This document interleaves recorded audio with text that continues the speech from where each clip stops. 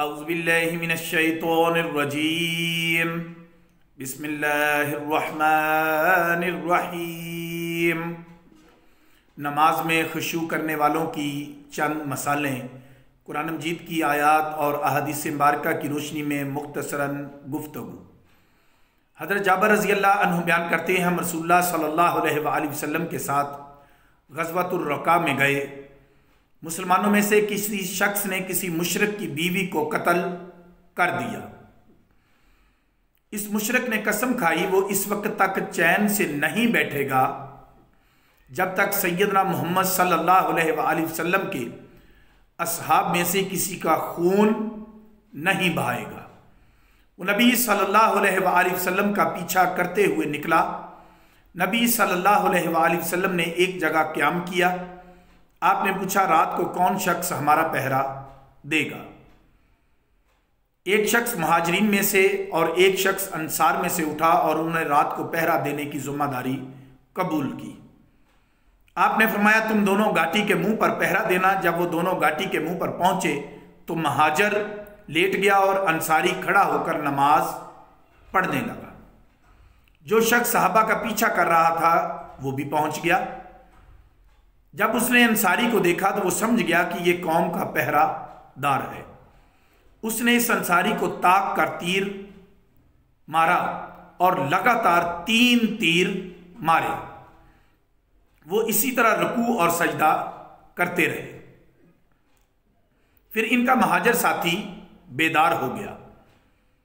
जब उस मुशरिक ने देखा कि ये खबरदार हो गए हैं तो वो भाग गया। जब महाजर ने अंसारी के जिस्म से खून बहते हुए देखा तो कहा, जब तुम्हें पहला तीर लगा तो तुमने मुझे क्यों नहीं उठाया?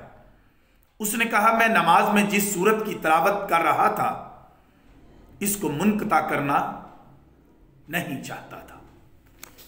सुबहान अल्लाह। यह है नमाज में खुशू का आलम। जिस्म पर पहम तीर लग रहे हैं, खून बह रहा है और सहाबी रसूल इसी तरह नमाज पढ़ रहे हैं।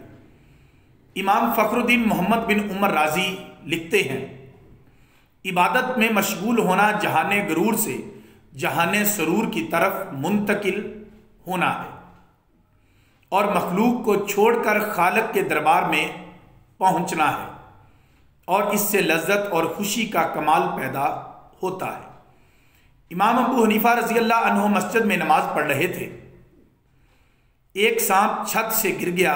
लोग इधर उधर भाग गए और इमाम अबू हनीफा नमाज में मशगूल थे।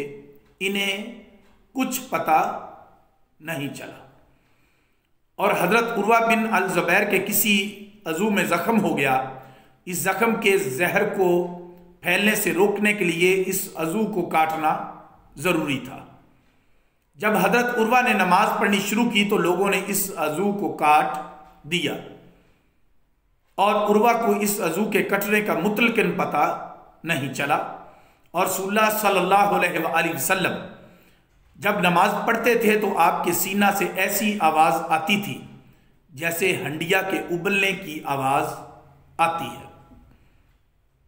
सूरह यूसुफ आयत नंबर 31 तर्जमा अल्लाह ताला का इरशाद है, जब मिस्र की औरतों ने यूसुफ को देखा तो इनको बहुत बड़ा जाना और फल की बजाय अपने हाथ काट डाले।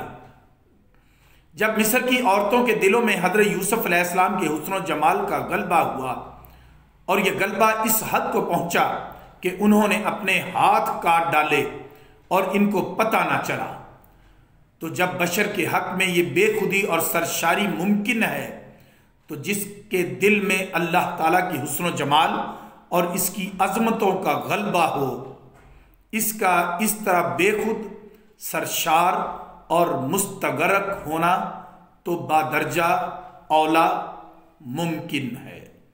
वमा अलैना इल्लल बलागुल मुबीन।